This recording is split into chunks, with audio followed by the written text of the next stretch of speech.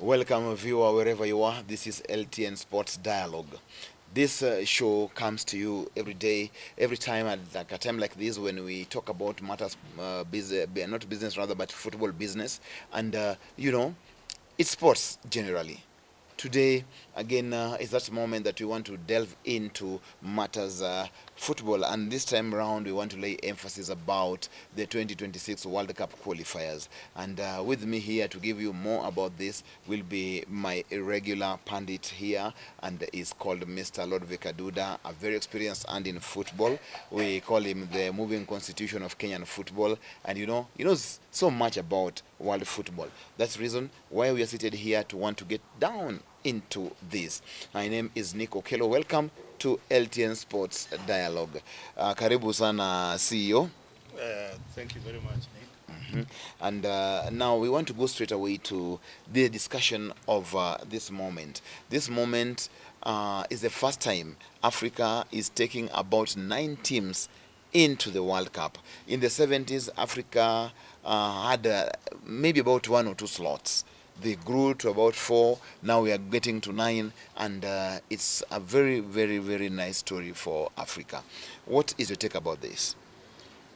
Thank you very much. I think the fact that the number of representative teams from CAF has been increased is in itself part of the growth, of African football.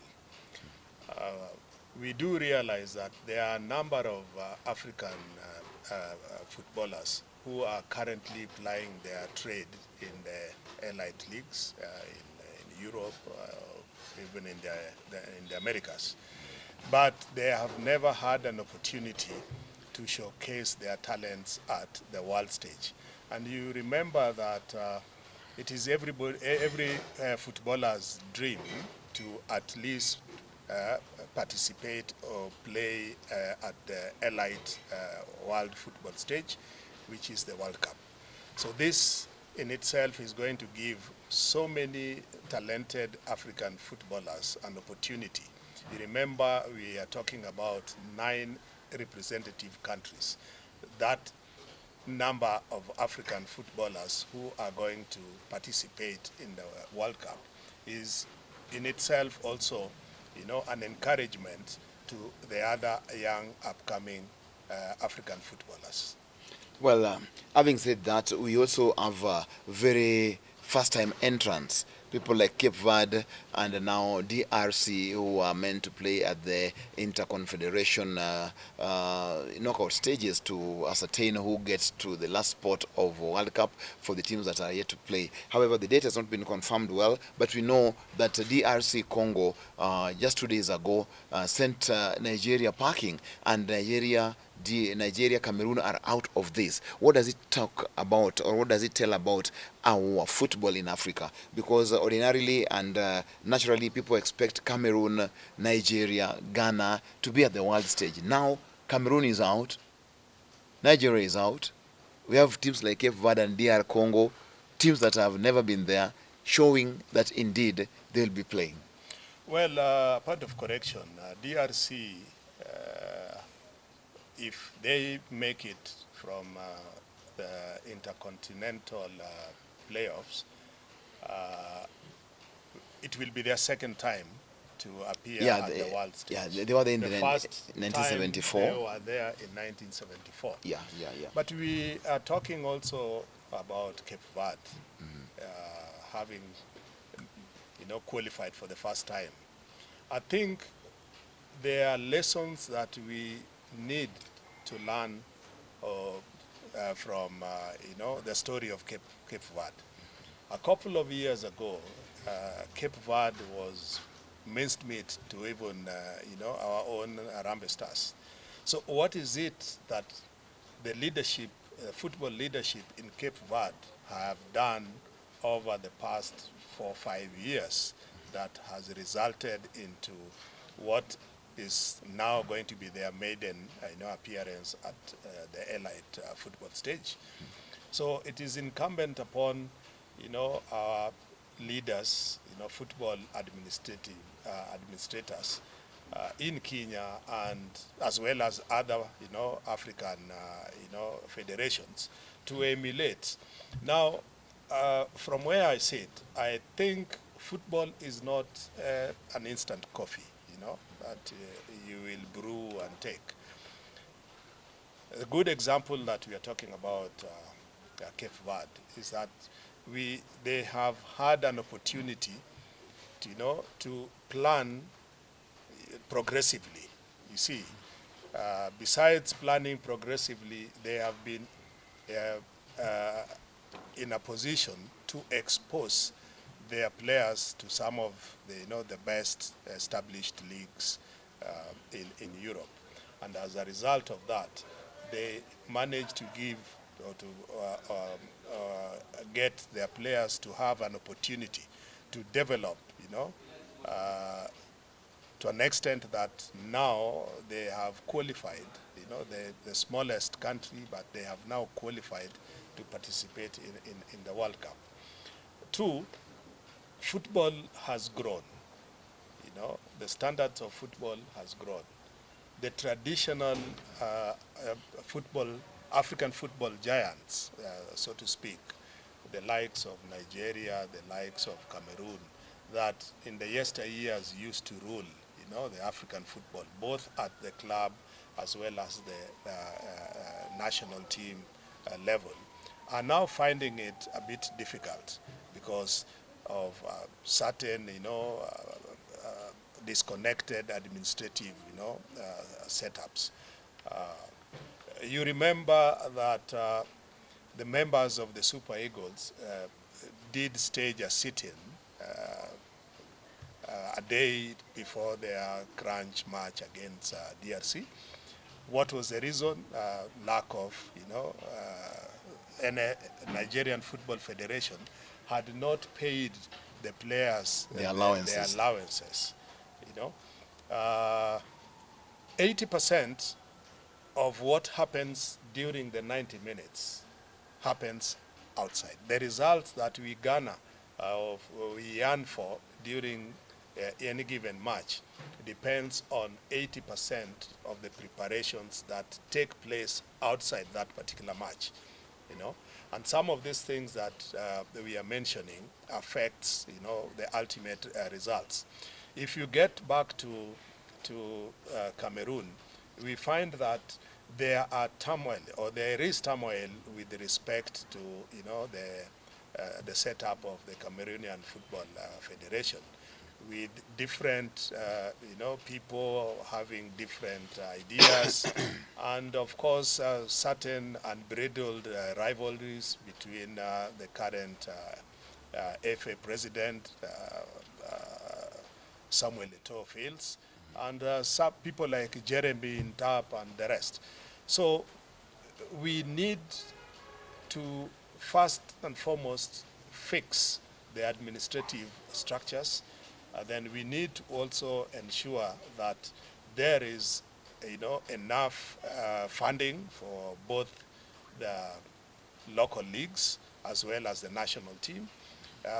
Those are elements of expectations, so that those will lead to the expectations that you now, as a federation or as a country, can now demand for, top quality performance from the players, because you shall have given them the opportunity, the environment, their welfare is taken care of, build-up matches are organized, and even the local league, if it is vibrant and competitive, we will end up having, locally brewed football.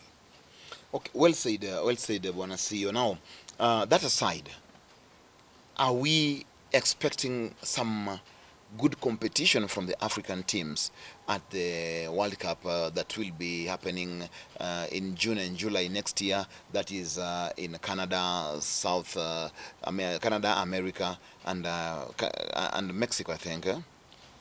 Now, it's a three-nation hosted tournament where we expect to see African countries trying to excel now that we have a good number. With 9 representatives, do you see our teams from Africa giving a good case of themselves at the World Cup?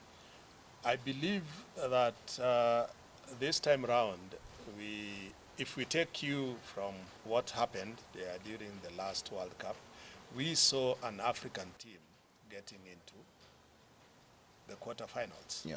right? And the fact that Morocco went that far in itself is an impetus to the rest of the African teams that there's nothing impossible. But it will also depend on how best the teams that have qualified so far shall take the opportunity to prepare adequately. Secondly, at that particular stage, there is nothing like playing sexy football. What what do you mean by that? Is it What counts at that particular stage is the is results? the result, and we find that that has been seen in the past, where those countries who have had the opportunity to represent Africa have never known that at that stage it doesn't matter how best you play your sexy football. What is important are the results. The results. Now, taking from that very cue, North Africa is leading by far in terms of the number of entrants in this World Cup. We have Algeria, we have Tunisia, we have Morocco, we have Egypt. All of them making 4 teams out of the 9 that actually are in Africa. Something should be happening here rightly. What is it? Well, there is a big divide, yeah, in terms of football development, football investment in football, and exposure, as well as astute, administrative, leadership that happens in those 4 or 5 countries that you have mentioned. The only countries probably out of the 4 that we can talk about having a semblance of preparedness probably could be South Africa. But the rest of these other countries, even the football, the infrastructure in those respective countries is not anything to compare when it comes to the levels of preparedness, the infrastructure development in Morocco, in Algeria, in Tunisia, or even in Egypt. Egypt. And moreover, it is not going to be their first time to appear at the world stage. Yeah. They know best what it means, what it takes, and what the resultant, benefits for appearing at that particular stage means for football development in their respective countries. Well, viewer, if you just give us a quick recap on the teams. They're in Egypt. The Pharaohs will be there. Black Stars of Ghana will be there. The Elephants of Ivory Coast will be there. The Atlas Lions of Morocco will be there as well. The Lions of Teranga, Senegal, are going to be there. The Desert Foxes of Algeria are also going to be there. Cape Verde, South Africa, Bafana Bafana, Tunisia, and Bana RDC, if at all they make it into the intercontinental tournament that will be happening in just a few days from now, because that slot is so dear for Africa, and I believe the entire continent is behind DRC in this. I believe the entire continent is rooting for DRC to make it ultimately to the finals of participate at the World Cup. I believe that the current crop of players plying their trade now at the DRC national team are players with pedigree. And 2, they also have a coach who is experienced and knows exactly what it means, to participate at that particular level. I give my kudos to my good friend, Coach Desabre. I was talking to him the other day, he said, wait, we'll see what happens. That was just before the match against Super Eagles. And whatever he said, it came to pass. He actually delivered. He delivered. Thank you very much. Now, as we wind up on the African preparedness and African teams participating at the World Cup next year, there is this one aspect that I think I'd really love to see. We are looking at teams that are going to parade professionals, people who play their football in the top leagues of the world, the English Premier League, Italian Serie A, the French League, Ligue 1, and all this. It adds so much to African development, but again, it does so little to inspire us as a continent to be at that level in terms of our competition. What should we do after this World Cup to start preparing our teams, our infrastructure, and everything about us to start competing with this? Because Africa is exporting serious talent. Like right now, there's no team in all these 9 teams that you mentioned from Africa that doesn't have a Premier League experience. Even if it's DRC, we have one Bissaka who was there for England and now is playing for DRC Congo. So all these teams, except for Cape Verde, who most of them play elsewhere in the Portuguese league, but then they are still playing at the elite level of football. What then can we do after this World Cup to ensure that we also have our local talents shine at the World Cup? Well, remember that FIFA has increased, the monetary gains for all those nations that have qualified or will qualify, and even the prize money, for those teams that will be participating has also been increased. It is important for those African countries who have qualified. I wish that DRC joins them.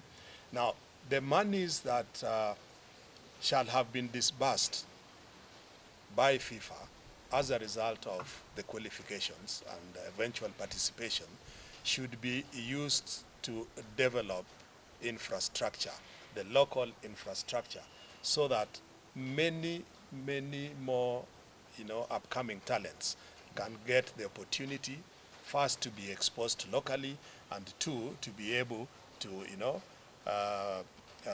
join the paid ranks in the elite leagues. But at the same time, if we utilize those monies properly, instead of embezzling, then it means that we can equally grow our local leagues, the brand of our local leagues, or the level of competitiveness of our local leagues, so that there will be no point of the mass exodus of the African talent to go and spice, the EPL or La Liga or League One, or even, Serie A, or even the Portuguese. even Bundesliga for that matter. The Bundesliga for that matter, yeah. So I believe that we need to, sit back and say, well, we have an opportunity. 9 countries, benefiting from such huge, investments or monies from FIFA should be utilized, such that next time if we can get a cycle of different countries qualifying at given intervals, it means that the number of African teams that will or shall have or will be benefiting, from such, goodies from FIFA, will increase. And if it increases, it means that the local standards of African football, automatically will be able to grow. Well, now away from that, but still on World Cup. Just 2 days ago, the Italian coach right now is Gennaro Gattuso. Gattuso spoke and uttered words that still left the football world fraternity at pains to explain exactly what he meant. He looks at his team, he looks at the qualifying games they've played. They've won 6 of the 8 qualifiers, but again they had to go and do the playoffs. Now Gattuso feels that this is very unfair when you give direct slots to 6 direct slots to South America and give 6 direct slots to Africa, and then subject teams like Italy to go and play at the knockout stages, where they also lost to Norway 4-1, and now they are clinging on some little hope that something might happen for them to be in this. Remember, Italy was out in 2018. Italy was out again in 2022, and they are now again on the verge of losing out on this as well. Until and unless something happens, then we shall see these guys at the World Cup. Now, the coach, Gennaro Gattuso, who is a former Ballon d'Or winner, says that it's unfair to give Africa and South America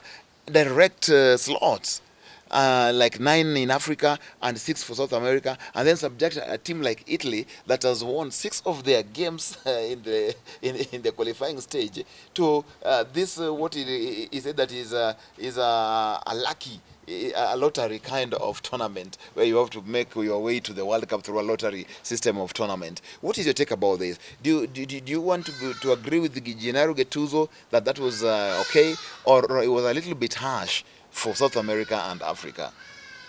My straight answer is that Gattuso was exhibiting, a level of entitlement which is not what current football situations are. It really doesn't matter. We must expose sporting merit, and all these teams, the 6 or the 9 he's talking about, have earned their positions or their qualifications as a result of participating in sporting activities. So it is upon him or upon the Italian Federation to look at what probably is not right. Yeah, it doesn't matter whether you have been there before. I mean, the formats have been, changed at the world level, that is under FIFA, because competitive football in the world is all under the auspices of FIFA. So whatever he's trying to talk about, I mean, to me, he's neither here nor there. Yeah. He better deal with this situation. Yeah. Stop being discriminative, and because after all, even the leagues that they are so proud about are equally spiced by talented African footballers. Yeah. Yes. So now, in your opinion, you feel Gattuso is suffering some sense of entitlement that is not appropriate at this point? Yeah. Or is he just bitter? Or is it entitlement or bitterness? Which is Well, which? bitterness, once you are entitled, yeah, and you don't reap the results of the entitlement, it leads to bitterness. To bitterness. Then I think I still also wish Italy the best they can and qualify, because I know they are World Cup winners. They should come and spice up the tournament, but they should be objective and look at other teams also equally as equal participants, not as people who've been given favors or have been accorded favors by FIFA. I think Gattuso, that was his character even as a player. It was somebody who was very forthright. He was very combative in his play. So I think he's carrying that to coaching, and that is his character, But I should say. I think he should be called out for such kind of sentiments, because to me it basically borders on racism. Why Africa and why South America? We have seen how some of these players from these particular confederations have been treated time and again, during the league matches in either, Italy or wherever they are. So that should not be encouraged. Two, as a coach, a former player and as a coach, he should also know that he's basically supposed to, adhere to the regulations, the laws and the regulations, and particularly the statutes of FIFA. Of FIFA. Right. Express. Now, still, as we conclude on the FIFA World Cup, remember we'll be having 48 teams away from the 32. Again, another record for the first time. Again, we are going to have 3 different countries hosting this tournament officially for the first time. And I think it's a tournament of very many firsts. What is your take about this? Well, I think it was a good move by FIFA to try and, once they increased the number of participating teams, it is not possible to have 48 teams, hosted in one particular member association. So I think it was good for FIFA to have come up with that idea, which is now being cascaded down to other competitive games. We can look at what is going to happen or what happened during the just concluded CHAN, and what is going to happen in the coming AFCON to be the Pamoja AFCON, which is going to be staged in East Africa. In East Africa. Yeah. So I think that is the best way to now ensure that there is smooth preparations, administration, and eventual participation of this enlarged number of teams at that particular level. Well, thank you very much. This discussion will continue next week, and be prepared for more of these dialogues, because here at LTN Sports we say this is your sports arena, and we cover all the sports for you. We bring you the dialogues, we bring you the insights, the news, the reviews, and everything about it, and that is why we are LTN Sports. Always keep tabs with us. Check us check us online, engage with us online.